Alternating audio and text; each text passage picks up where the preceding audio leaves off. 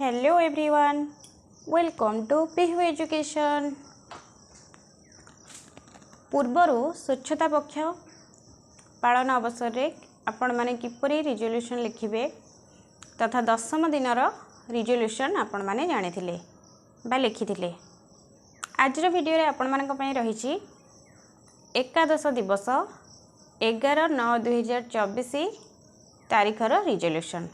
तो चलंतु डेरी न करी आरंभ करिबा आजर रिजोल्यूशन। आजर टॉपिक हेउछि व्यक्तिगत परिच्छन्नता दिवस। अद्यता 11/9/2024 तारीख बुधवार दिन आंभ सरकारी उच्च प्राथमिक विद्यालय रामचंद्रपुर परिसर रे दिबा 10:30 घटिका समय रे स्वच्छता पक्ष 2024 रो एकादश दिवस खूब उत्साहर सह पालन करा जाइछि। एही दिन विद्यालयर समस्त छात्र छात्री शिक्षक शिक्षयित्री माने उपस्थित थिले।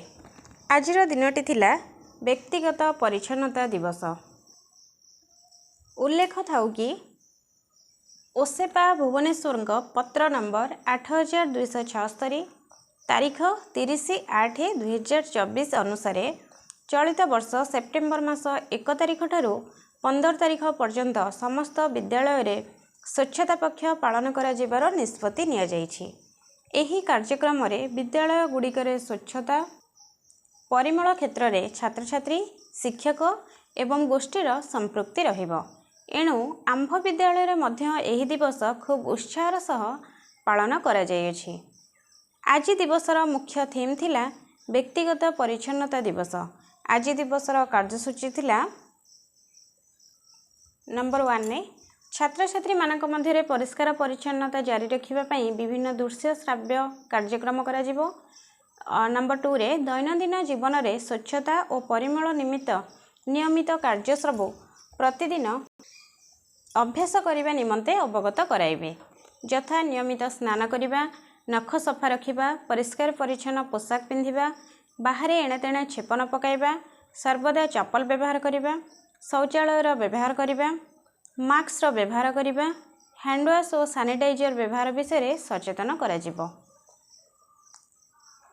कार्यक्रम आरंभ शिक्षक शिक्षयित्री माने छात्र छात्री मानकु व्यक्तिगत परिच्छन्नता दिवस विषय सचेतन कराइबा सह चित्रफर्द बा पिक्चर कार्ड, पोस्टर एवं वीडियो क्लिप प्रदर्शन माध्यम रे शिक्षार्थी मानकु व्यक्तिगत परिच्छन्नता विषय बुझाइथिले।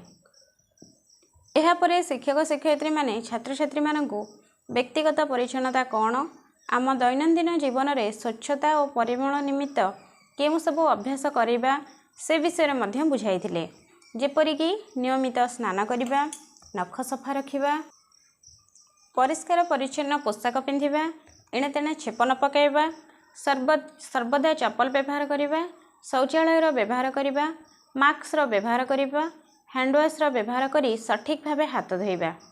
परे विद्यालयर वरिष्ठ शिक्षयित्री षष्ठ सप्तम और अष्टम श्रेणीर छात्री मानकु सेमानंकर मासिक ऋतुस्राव समय रे किपरि व्यक्तिगत परिच्छन्नता प्रति ध्यान देबे और सेही दिन गुड़िकरे किपरि स्वच्छता बजाय रखिबे से विषय रे छात्री मानकु बुझाइथिले।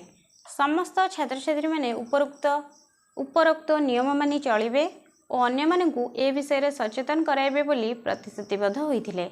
शेष रे समस्त को धन्यवाद अर्पण पूर्वक आजिर कार्यक्रम को समाप्त करा जाइथिला। तो ये थिला आजिर दिवसर बा एकादश दिवसर रिजोल्यूशन।